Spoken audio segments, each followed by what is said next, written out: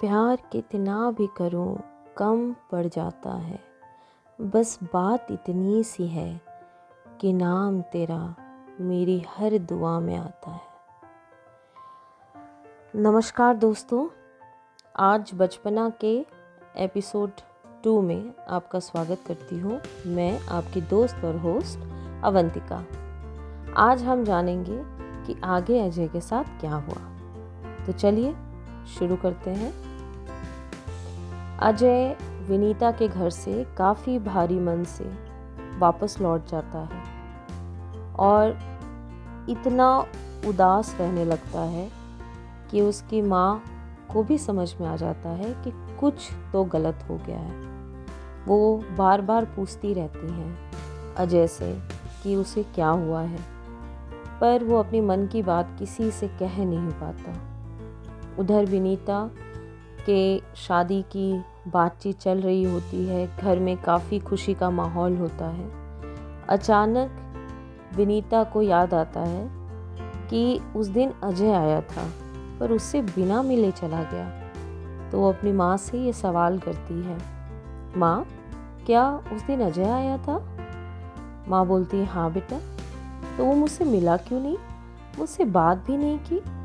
और विनीता को ये चीज़ बहुत खटकती है। फिर उसके मन में होता है कि क्यों ना चल के मैं अजय से मिलूं, क्योंकि अभी तो वो अपने घर पर ही है, अभी तक वो लौटा नहीं है। तो विनीता अपनी माँ के साथ शाम को अजय के घर चली जाती है। अजय उसे कहीं भी दिखाई नहीं देता, लेकिन वो इधर उधर खोजती है, देखती है, इंतज़ार करती है कि ड्राइंग रूम तक शायद अजय बाहर निकल कर आएगा। लेकिन काफ़ी देर बीतने के बाद भी अजय बाहर नहीं आता। अब विनीता की बेचैनी बढ़ने लगती है। उसे लगता है ऐसा क्या हो गया है, मुझसे कभी बिना मिले तो वो मेरे घर से वापस लौटा भी नहीं है, ऐसा क्या हो गया है। अब वो और बेचैन हो जाती है और उससे रहा नहीं जाता। तो वो अजय की माँ से पूछ ही लेती है, आंटी क्या हुआ, अजय दिखाई नहीं दे रहा? क्या वो वापस चला गया है? क्या उसकी जॉब लग गई है? उसकी माँ जवाब देती है, नहीं बेटा, अंदर ही कमरे में बैठा है, जाओ मिल लो उससे, बातें कर लो। वैसे भी पता नहीं क्या है, आजकल गुमसुम सा रहता है और अपनी मन की बातें भी मुझसे शेयर नहीं करता। जाओ, शायद हो सकता है वो तुम्हें ही अपने मन का दुख बता दे। तो विनीता जी आंटी बोलती हुई अजय के रूम की तरफ बढ़ जाती है और जाकर अजय से दोस्ती के हक से बोलती है, ये क्या, मैं तुम्हारे घर आई और तुम मिलने भी नहीं आए? बाहर आकर हाय हेलो भी नहीं कर सकते क्या? उस दिन भी मेरे घर से बिना मिले हुए तुम चले गए। ऐसा कोई करता है क्या? ऐसे कैसी दोस्ती कि सामने मिलना भी नहीं चाहते, चैटिंग पर तो इतनी बड़ी बड़ी बातें करते हो। और हंसती हुई साथ के ही बेड पर बैठ जाती है। अजय फिर भी कुछ नहीं बोलता और आज वो उससे नजरें भी नहीं मिला पा रहा। उसके मन में काफ़ी उथल पुथल है और वो शायद कुछ बोले तो रो पड़े। ऐसी स्थिति में उसे नहीं बोलना ही सही लगता है, पर विनीता को कुछ समझ नहीं आता। इस तरह का व्यवहार कभी उसने देखा ही नहीं, इसलिए वो फिर से बोलती है, अरे अजय ये क्या, तुम तो मेरे किसी बात का जवाब ही नहीं दे रहे, क्या हुआ, नाराज हो गए हो क्या मुझसे? और हंसती हुई बोलती है, अरे तुम तो इतनी मस्ती करते हो, इतना मजाक करते हो, आज क्या हुआ, मैं ही बोले जा रही हूँ, तुम तो कोई जवाब ही नहीं दे रहे। फिर अजय बोलता है धीरे स्वर में, कोई बात नहीं है विनीता, बस ऐसे ही। पर विनीता पीछे ही पड़ जाती है, क्योंकि उसने कभी अजय को इस तरह से देखा ही नहीं और अजय की जबान से नहीं चाहते हुए भी निकलता है, विनीता तुम्हारी शादी हो रही और तुमने मुझे बताया भी नहीं, ज़रूरी भी नहीं समझा कि तुम मुझसे पूछो, मुझे कुछ बताओ। मुझे तुम्हारे जीवन में इतना बड़ी चीज़ हो गई और मुझे पता तक नहीं है। तुम अपने लाइफ के सारे डिसीजन मुझसे बिना पूछे कब से लेने लग गई। इतना हक जताता हुआ अजय को विनीता ने कभी देखा नहीं था और इस तरह की बात विनीता को समझ नहीं आता।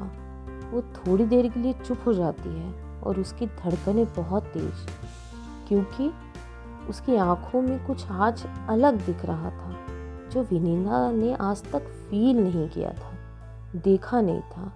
और शायद विनीता की फीलिंग्स इस मोमेंट पर भी बदल गई थी। विनीता कुछ नहीं बोलती। थोड़ी देर उस रूम में काफ़ी सन्नाटा रहता है।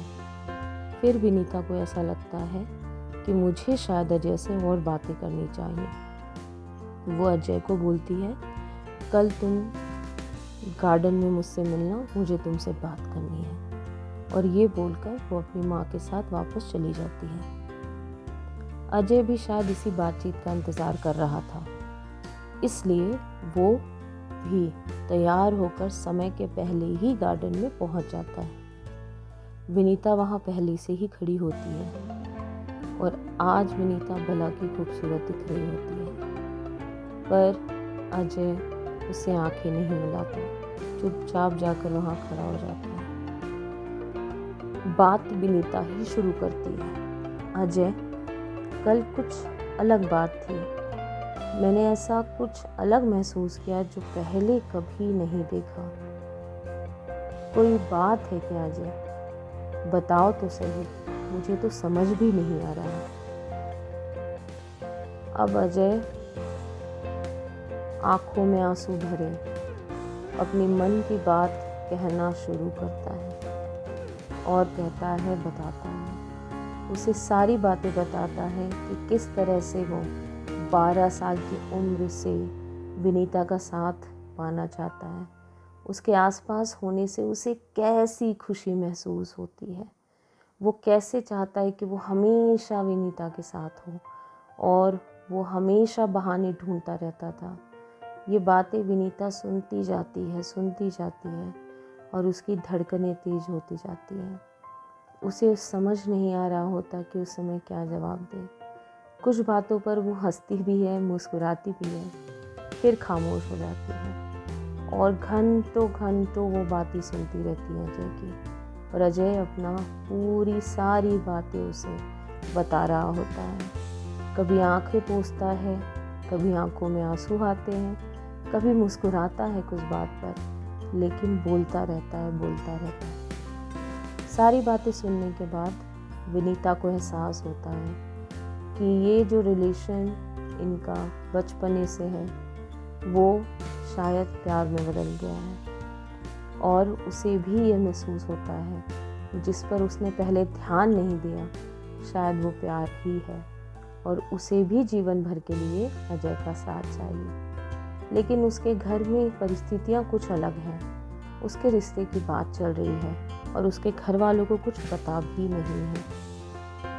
फिर दोनों डिसाइड करते हैं कि अजय के घर में पहले वो बताएंगे, ताकि अजय के माता पिता को वो कन्विंस कर सकें और वो विनीता के माता पिता से बात करें। सही तरीका यही होगा और ज़्यादा देर हम नहीं कर सकते, ऐसा वो डिसाइड करते हैं, क्योंकि विनीता की शादी कभी भी तय हो सकती थी, कभी भी उसकी शादी हो सकती थी। इसलिए अजय और विनीता तुरंत अजय के घर पहुंचते हैं और दोनों मिलकर सारी बातें अजय की माता को बताते हैं।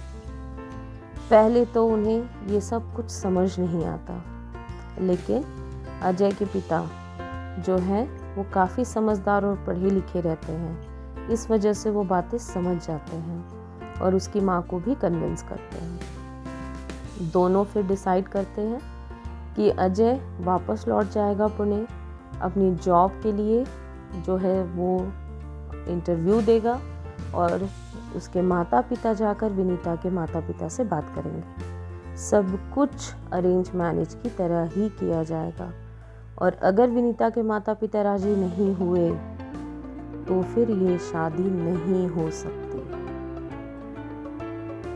दोनों किसी तरीके से अपने मन को समझाते हैं और अपने अपने घर लौट जाते हैं। विनीता अपने घर चली जाती है और अजय अपनी जॉब के लिए पुणे निकल जाता है। फिर भी दोनों टच में रहते हैं, फ़ोन पर बातें करते रहते हैं। इधर मन में डर है कि कहीं बातचीत में कुछ बिगड़ ना जाए, बात गलत रास्ते पर ना चली जाए। अजय के माँ बाप जब जाकर बातचीत करते हैं तो विनीता के माँ बाप को भी बात समझ में आ जाती है और उन्हें ये सही भी लगता है कि जाने पहचाने घर में शादी करना ज़्यादा बेहतर है। अगर अनजान के घर जाकर बेटी एडजस्ट ना हो पाए, उससे बेहतर है जाने पहचाने किसी घर में बेटी को भेज दिया जाए और दोनों घरों में माँ बाप जो रहते हैं वो राजी हो जाते हैं। इस तरह से विनीता और अजय की शादी तय होती है और उनकी शादी हो जाती है।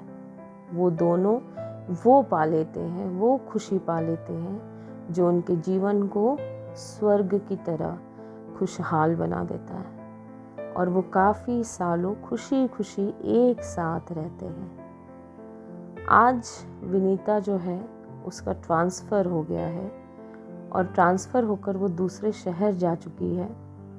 अजय इसीलिए अकेला महसूस कर रहा होता है और विनीता और अपनी बेटी की फ़ोटो देखकर वो बहुत खुश हो रहा होता है। वो हल्की सी मुस्कुराहट उसके चेहरे पर आती है। क्यों?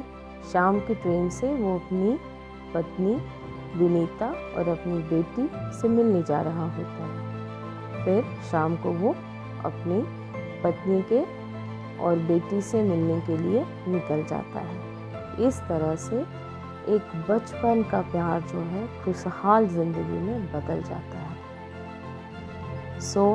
मैं आप सबसे इस प्यारी सी कहानी के बाद विदा लेना चाहूँगी। मिलती हूँ आपसे अगले एपिसोड में नई कहानी के साथ। तो मुझे विदा दें। नमस्कार, शुभ रात्रि।